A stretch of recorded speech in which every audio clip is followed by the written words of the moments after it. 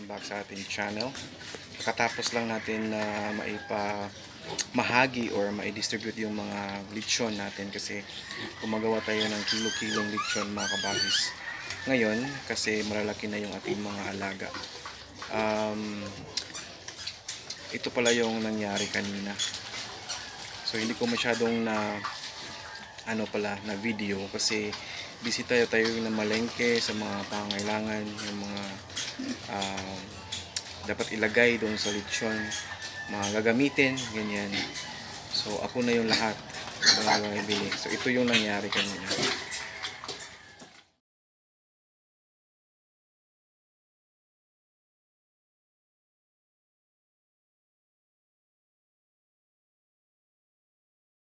So yun, ang bilis na ubos mga kabagis. So ito na pala yung aking mga alaga. Yan. Ito yung alaga ko ngayon mga kabagis na sila yung nasa 2 weeks and 4 days ngayong araw. Yan, 2 weeks and 4 days pa yan. So design yan dun sa mga gustong lechon. So tayo yung mag-provide sa kanila ng mga lilitsunin. So yun yung ating ginagawang business ngayon mga kabagis na. So gusto ko lang ipamahagi sa inyo yung ating mga alaga. So spoil pati. Tingnan natin. So ayan na sila. Nakatapos lang nilang kumain ng pananghalian. Gusto ko lang i-share sa inyo mga kabagis na kung bakit ginagawa ko itong pag-aalaga ng baboy. Mula kasi yung mother ko ay palagi yung nagkaroon ako ng malay, kung bang pwede ka nang mautusan yan, meron na kaming alagang baboy noon. So yung mother ko talaga is mahilig sa pag-alaga ng baboy, kaya ako nahilig na rin sa pag-alaga. Wala na kasi yung mother ko. So ngayon kumbaga sa pag-alaga ng baboy, kumbaga mafe-feel ko na nandyan pa rin siya, yung presence niya. Kaya ganoon na lang yung aking pagmamahal sa pag-alaga ng baboy. Ganyan. So gusto ko lang i-share sa inyo kasi noon ang mother ko may mga mga short-term goal, long-term goal. Whenever meron siyang long-term goal na hindi niya pwedeng mabili sa kanyang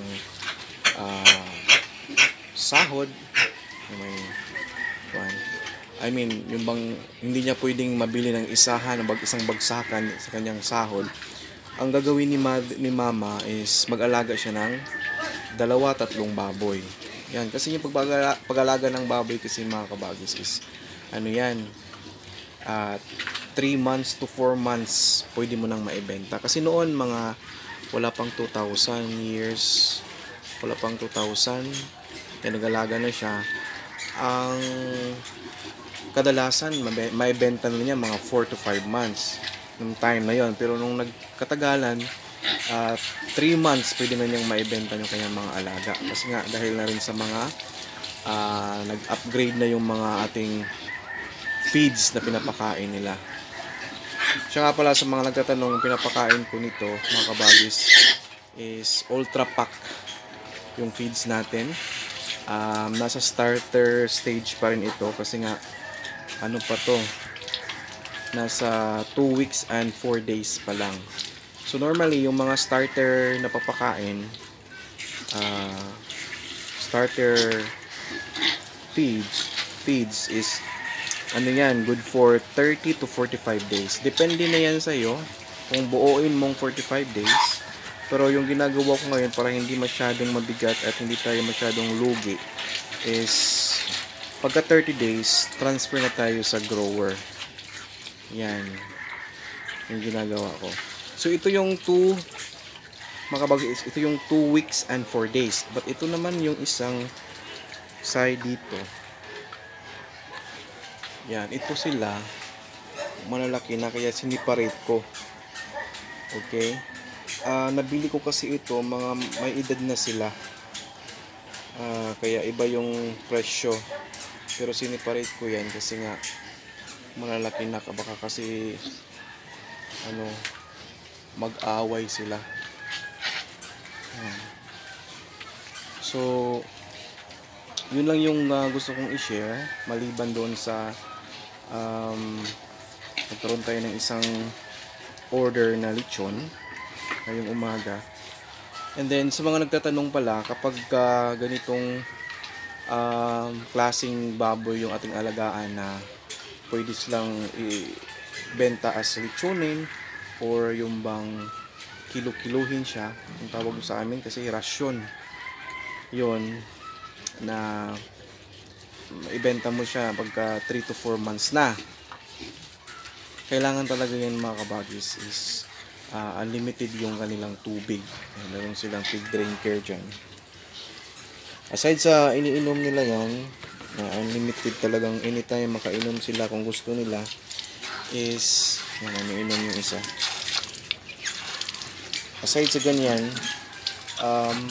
maliligo yan mga kabagis 3 or 4 na beses sa isang araw. Okay, kaya napansin niyo 2 weeks pa lang sila at 4 days pero ganyan na kalaki. Dahil aside sa pagpakain, dahil sa tubig. Talagang kailangang abonda sa tubig yung ating mga alaga. At saka kung kaya naman natin na i-manage yung pagpapakain na instead na isang bagsakan yung pagpapakain ng kanilang umagahan, pananghalian at panghapunan, gagawin natin is pwede natin kunin or i-separate ng konti dun sa isang bagsakan ng kanilang, for example, lunch. Mag-separate tayo ng kumbaga konti lang para dun sa kanilang pang snacks. So kasi iba kasi yung feeling na magkaroon sila ng chance na magka-snacks, katulad din natin ng mga tao. Kung may snacks tayo, kumbaga ma-energize tayo, alive tayo, at may masigla yung ating mga alaga. Yan. Hindi naman kumbaga necessary talaga na may snacks, pero yun yung ginagawa ko para yung mga baboy kasi para yung tao alam nila kung kailan sila kakain, kailan sila mag-snack. So excited yan. Alam nila yung oras. At ang maganda pa, na-observe ko rin, kapag ka-oras ng kanilang pagpakain, for example, sinanay mo sila na breakfast around 7 in the morning, pero hindi mo napakain ng eksaktong 7, sisigaw na yan. Mag-iingay na yan sila. Ganun kagaling yung mga baboy, matatalino sila.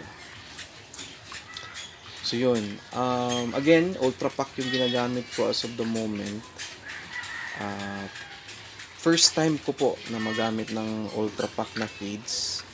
At kita nyo naman yung resulta ng mga katawan ng ating alaga. Ang kagandahan sa pagpakain ng Ultra Pack, gustong gusto ng mga baboy yung feeds. Noon kasi yung mga papakain ko sa mga alaga ni mama before,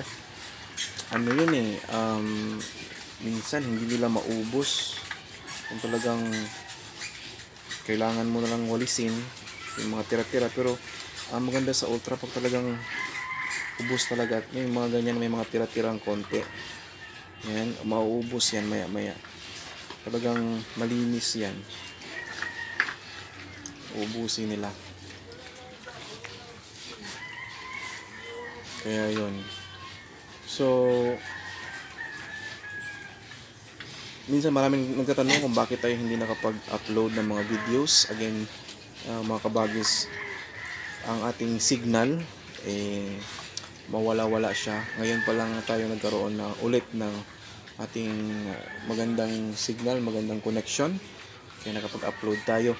Siya nga pala, i-shout out ko si Mercy Lim. Yan, si Mercy Lim Vlog. At si Sally Castro pala. Shout out sa inyo, yung mga kabagis natin na palaging sumusubaybay sa atin kahit malimit na lang tayo mag-upload. Yan, so shout out sa inyong lahat. Si Chef Vince Monticelio pala, shout out natin yan. At yun, si Merceline Vlog, ulitin natin yan, si Merceline. Yun. Yan. Yan yung ating alaga, mga kabagis. Tulog na sila. So yun, thank you mga kabagis again sa ating pagbabalik, no? I hope na suportahan nyo ako pag sa pagbalik natin ay bablog natin yung ating alagang baboy, kung paano sila ang progress nila. Ito pa yung ating mga baboy for their starter feeds, starter ultra pack na feeds. Ito yung pauna. So napansin niyo may mga ubo pa kasi nga bago pa lang natin nakuha. So tinitreat natin yan, mga kabagis. Meron silang mga gamot pero hindi pa rin nawala. Kasi iba-iba yung mga magulang nito combine ito. 12 yan sila. Yan. Alright, so yan, thank you so much. Again, shout out po si Queen Dian Vlog, Chef Vince Monticelio, si Merceline Vlog. Yun, thank you so much for watching and have a great day.